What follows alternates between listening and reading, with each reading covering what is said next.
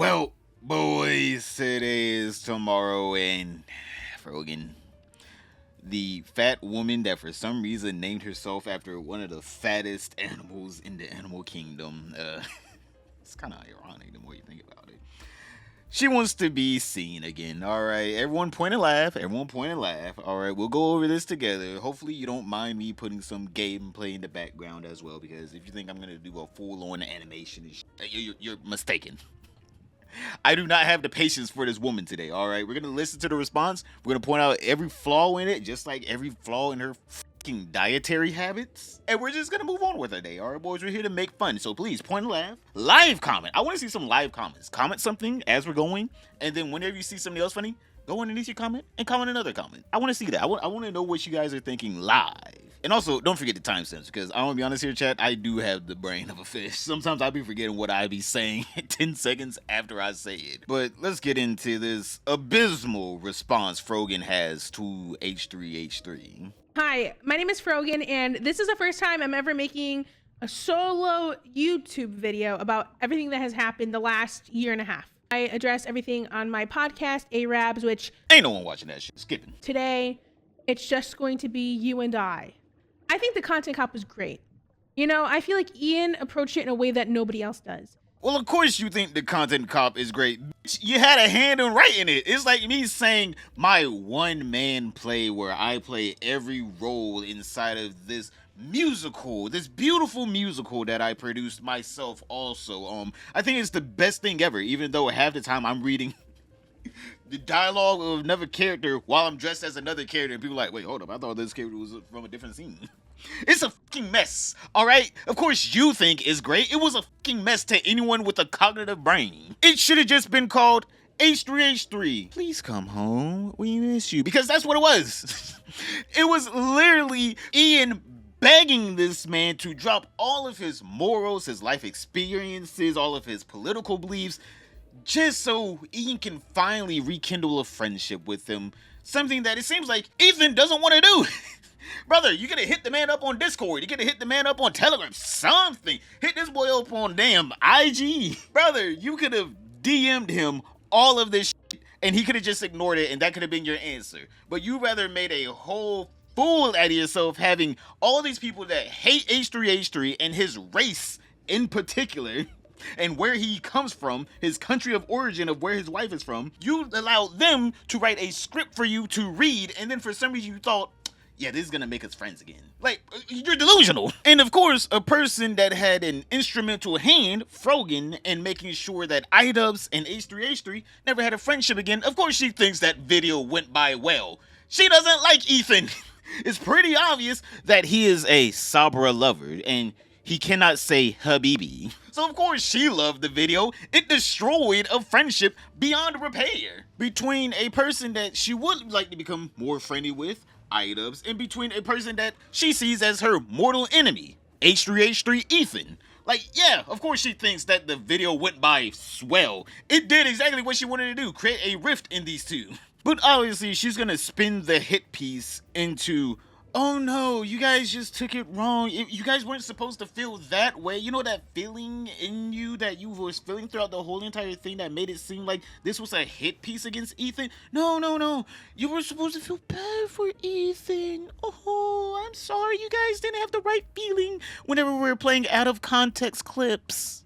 He approached it with empathy, and, you know, it was supposed to make people feel bad for Ethan. One of the main things, especially as content creators, people tend to dehumanize us and forget that we're living normal people just like you. So obviously, with so much pressure on the internet, both on myself, and I'm sure Ethan can relate to this too, it's fucking hell. It's hard to manage. It's hard to deal with. So I feel like Ian approached it in a way that was more so holding a friend accountable and in a softer way, and wanted to generate empathy for Ethan. Harassment group. It's not bad enough that I have this group of people harass. He includes the cough like it's some criticism of me. I've noticed he did that before too. Well, you were coughing a lot this episode. This was at like well, let's see if he could have cut that. No, he cut it in. Oh no, you're right. He did cut it in. He cut it in. That's interesting. Like, is that a criticism of me, buddy? That I have like medical conditions. I want to generate empathy for Ethan, you guys. Like, this whole group of people that have been talking shit about H3HD, we just want to generate empathy for Ethan. Don't mind idubbz holding the damn swastika sword. I know it's the sword from Bleach. Brother, there are plenty of katanas out there without the damn swastika on it. I'm just saying here, I'm sick and tired of people being like, oh, you don't get it, it's from Bleach. No, I do get it. And it's fucking retarded to use that sword in a video where you're trying to call out a Jew, and then you have a literal Free Palestine little scarf around you with the damn swastika sword. I'm just saying here, not really the best look. It's like a white guy trying to call out his black friend for doing something stupid while wearing a capriote hood. Brother, I get it's a Spanish tradition, but this is not the time to be celebrating Easter. Like, you know what that symbolism means to different people. Someone in Japan sees that and thinks, oh, peace, harmony. Someone in America thinks, oh boy, Nazis. So yeah, let's not play dumb here. Just because in one place these symbols have cultural meaning and, you know, they're a sign of peace and harmony, doesn't mean in another part of the world these are signs of, you know, hatred and division. Other people don't do that. And I've even said this before. I feel like we need to stick to the basics as to why Ethan Klein deserves to be criticized, and that is for being pro-Israel and trying to deplatform pro-Palestinian content creators. I think it's insane to involve his children and anybody else that really doesn't deserve the criticism. I think Kayla deserves the criticism as well too, because she says some batshit crazy things on the podcast as well. And I've said this, and I'll say it again. If you're spewing pro-Israel propaganda, I'm going to call you out about it. This woman is so disingenuous, saying that she herself would love to deplatform a pro-Israel creator.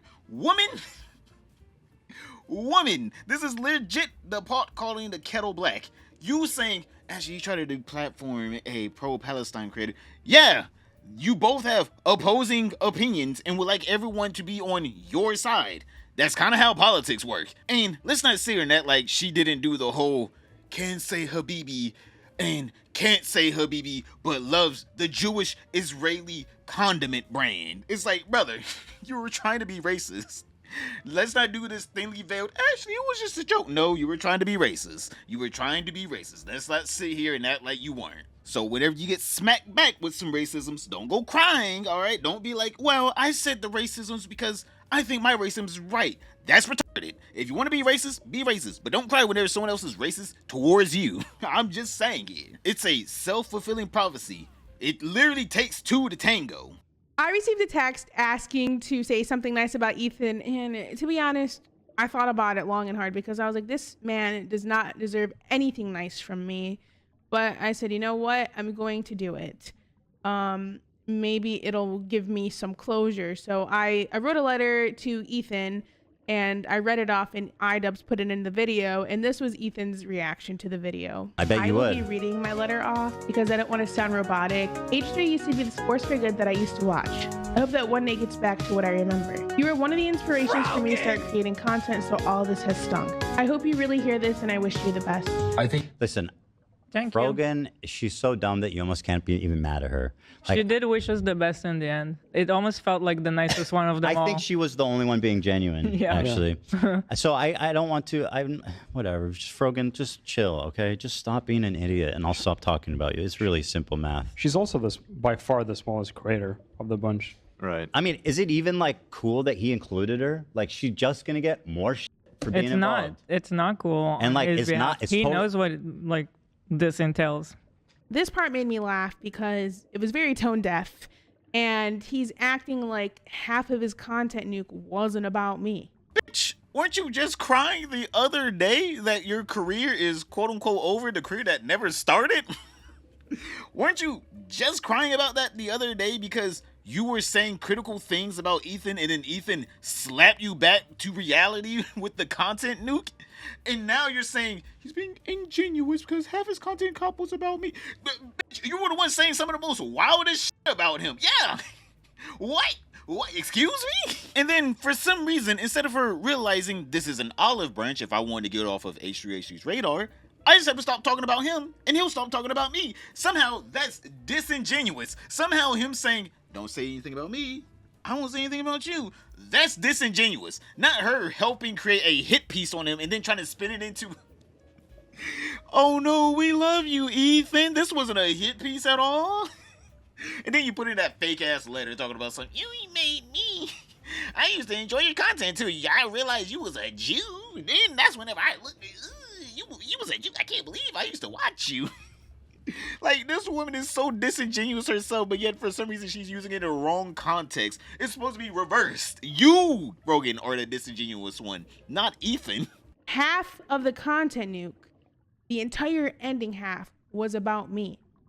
So if I'm so irrelevant and so uncool to include, why the fuck was I in your goddamn video? I'm like, you are right. Why did he include you in there? Because all it did was boost your career. If anything, you should be thanking H3H3 because literally you're up 53% in your viewership from 20 viewers to 200 viewers. I'm just saying here, in a almost 5 million viewed video, you got like, what, an extra 150 people to come watch you? I would be thanking Ethan. I don't know why she's making it seem like, I don't need you, Ethan. I don't need you at all. It seems like he's making your career because you were affiliated with Hasan for the longest time and was barely getting 50 viewers. But as soon as H3H3 got you on his radar, you shot up. I'm just saying here. Something tells me she's trying to do the whole little mind games of H3H3. Make a content nuke, especially just on me. Make like a separate content nuke for me only, Ethan. Don't put me at the end of the Hasan nuke. Make one for me. She is begging for attention. This is what begging looks like. No, I'm irrelevant. Even though my numbers went up as soon as you talked about me, even though the other person that has a quote-unquote bigger viewership has been talking about me for years and my viewership went nowhere. But as soon as you talked about me, it went up. Oh, no, what? Don't make another one on me. Like, Hasan can handle it, but like Frogan's now just going to get a pile of shit on top of her that I have no control over because people are watching. Millions of people are watching his video, by the way, and they're reacting to it. And they're not having good reactions Not to it. just our audience. Far from our own, bro, yeah. I think it's funny that you think me being in the idubbz video is what's going to cause this harassment. When in reality, it's you, Ethan. You're acting like you haven't spent the last year and a half doing everything in your power to push people to bully and harass me, including weaponizing propaganda organizations such as the ADL to get me banned off Twitch because I made a joke about you not being able to say Habibi. But no, it's idubbz, one of the only major creators besides Hasan who has actually defended me publicly in the last few months. Also, they're the ones that aren't boosting your viewership. I'm sorry, honey, but as soon as you got onto H3H3's radar, again, viewership go up. As soon as Hasan talk about you, viewership go down. As soon as idubbz talk about you, devastated. Your career over. For some reason she starts crying about it. My career's over after this.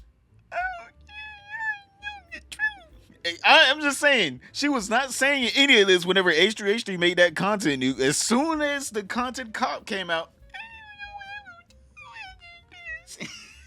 McDonald's knows they can't hire me. I'm going to eat all the fries. I'm going to get fired first day. This next section is about the double standards of Ethan's thinking. Let's get started with this clip. Personally, though, and I've seen Hasan do this before, is he's accused me of it. He goes, "Oh, you just hate Muslims." It's like, bro, can you actually please just respond to a real argument? Like, please, bro. You know, he just, like, you can't just sweep everything away by saying that. It's just not right.